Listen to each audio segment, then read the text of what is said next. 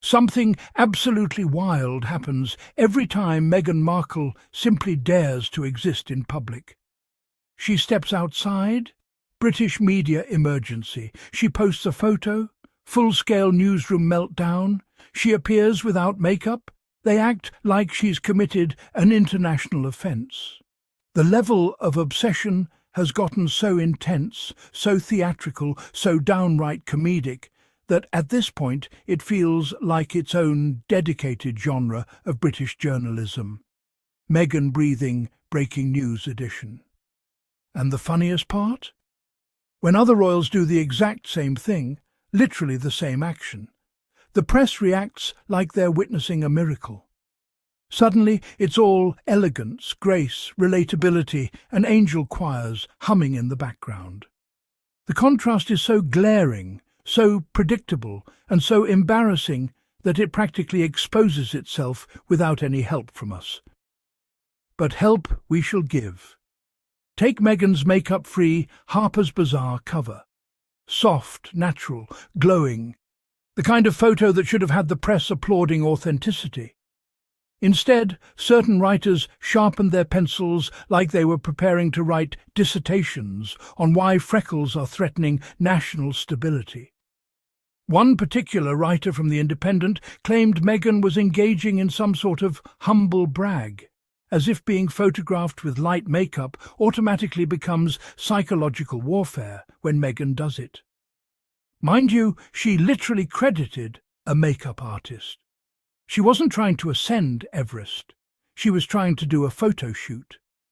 Meanwhile, white actresses, influencers, and royal women post no-makeup selfies virtually every week. They get headlines like, "So refreshing," "So honest," "Such confidence." The earth practically stops spinning to applaud their pause. The hypocrisy is so loud it could win Britain's Got Talent. Kate Middleton steps out with minimal makeup, and suddenly the Daily Mail is ready to write a 3-chapter epic about timeless modern beauty and effortless poise. But when Meghan does the exact same thing, her bare face becomes a strategic maneuver. Apparently, moisturizer is political now, and this is where things get even more absurd. The British press loves the clean girl aesthetic when white women do it. In fact, whole articles have been dedicated to praising it. The simplicity, the minimal makeup, the gentle glow. But when Meghan embraces the same trend, suddenly the aesthetic transforms from effortlessly catastrophic. And the so-called reviews of her work aren't reviews. They're character attacks with a splash of jealousy. One writer even criticised Meghan speaking to Meghan, even when it should be. Meghan could sneeze, and the tabloids would write 6 articles about her troubling behaviour and public manipulation tactics. It's not that the media avoids discussing appearance. They only avoid discussing one person's appearance.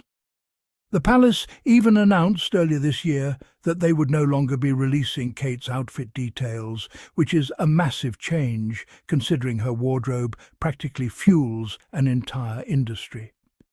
Did the press analyse the move? Question it? Explore the PR strategy? Of course not. The coverage sounded like it came straight from a palace-approved script. Kate is focusing on more important issues now. No critique, no curiosity, no investigative journalism. Yet if Meghan wore a hoodie on her podcast, they'd run a headline titled, "Meghan's Latest Manipulation Tactic." Everything Meghan does is weaponized. Everything Kate does is sanitized. That's the pattern. Meghan's natural face is calculating. Meghan's podcast is performative. Meghan's career moves are attention-seeking. Meghan's freckles are arrogant. I mean, freckles? Really? At this point, the obsession is borderline comedic. Writers like Rosinski are not analysing Meghan's actions. They're analysing Meghan's existence. And what they reveal, intentionally or not, is how deeply the bias runs. And yes, we have to name it. It's racialized. It's misogynistic. It's territorial. And it exposes the uncomfortable truth behind the British media's Meghan problem. Meghan refuses to shrink herself to make the tabloids comfortable. She doesn't play the palace's game. She doesn't pretend to be grateful for mistreatment. She doesn't ask for approval from people who have shown repeatedly that they do not want to give it. That's the real issue. Not the makeup, not the clothes, not the speech patterns. The issue is that Meghan is an independent, successful biracial American woman who decided she would define her own story. And the press cannot handle that. The funniest part of all this is how these writers insist Meghan is everywhere, while they are the ones putting her everywhere. Meghan isn't chasing headlines. The headlines are chasing her. The obsession is so strong that she could move to Mars tomorrow and they would still publish articles titled "Experts Concerned About Meghan's Martian Behavior." The woman lives rent-free in their minds, their deadlines, their word counts, and their revenue projections. Writers take ordinary everyday actions, things literally all humans do, and twist them into character flaws. Meghan laughs, too dramatic. Meghan doesn't laugh, too cold. Meghan speaks with emotion, manipulative. Meghan speaks calmly, calculated. Meghan exists, offensive. Everything becomes an opportunity to paint her as difficult, fake, or strategic, while the royals she left behind enjoy an entirely different standard of coverage. It's gotten to the point where the double standard is so clear you could see it from outer space without binoculars. Meghan's problem, according to the people who are obsessed with her, is that she dares to live her life without asking for their permission. She dares to pursue business opportunities, creative projects, media ventures, skincare routines, or even a walk to the car without centering her entire existence around royal expectations. So here's the truth they won't say out loud. Meghan is not the problem. The British press's need for a punching bag is the problem. Their refusal to let her live peacefully is the problem.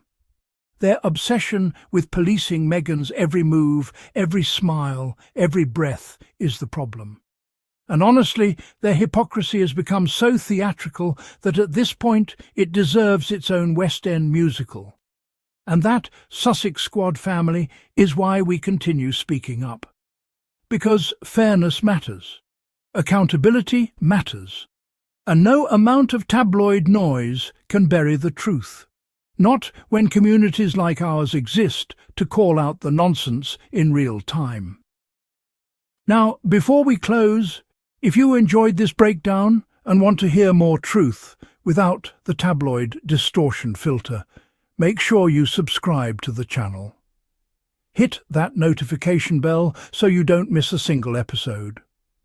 If you love what we do here and you want to help the channel grow, feel free to support through Super Thanks or Buy Me a Coffee. Every bit helps us keep the content strong, consistent and fearless. And absolutely leave a comment below telling me which double standard made you roll your eyes the hardest today. Thank you for being here. Thank you for being part of this community. And as always, stay kind, stay thoughtful, and stay gloriously unbothered, just like Meghan.